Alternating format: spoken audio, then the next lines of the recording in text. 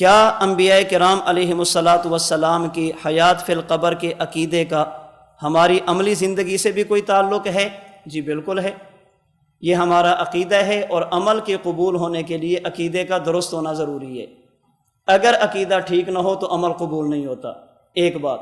دوسری بات، انبیاء کرام علیہم الصلاۃ والسلام بالخصوص رحمت دو عالم صلی اللہ علیہ وسلم کی حیات مبارک کے بارے میں جو ہمارے عقائد کے اجزاء ہیں، ان میں سے ایک جزء یہ ہے کہ ہمارے اعمال اجمالاً حضور کی خدمت میں پیش کیے جاتے ہیں۔ ہم عرض اعمال اجمالاً کے قائل ہیں۔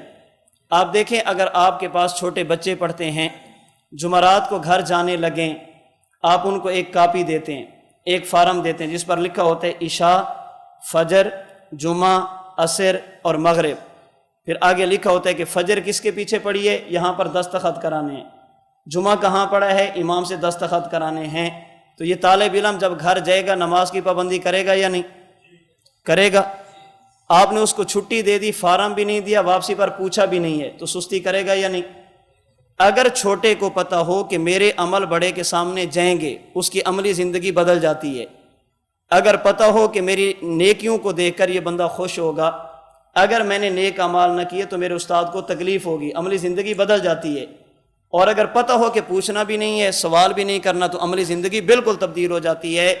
جس بندے کا یہ عقیدہ ہوگا، حضور اپنی قبر انور میں زندہ، ہمارے اعمال حضور کی خدمت میں پیش ہوں گے، اللہ کے نبی اعمال دیکھ کر خوشی کا اظہار فرمائیں گے، گناہ دیکھ کر اللہ کے نبی کو تکلیف ہوگی۔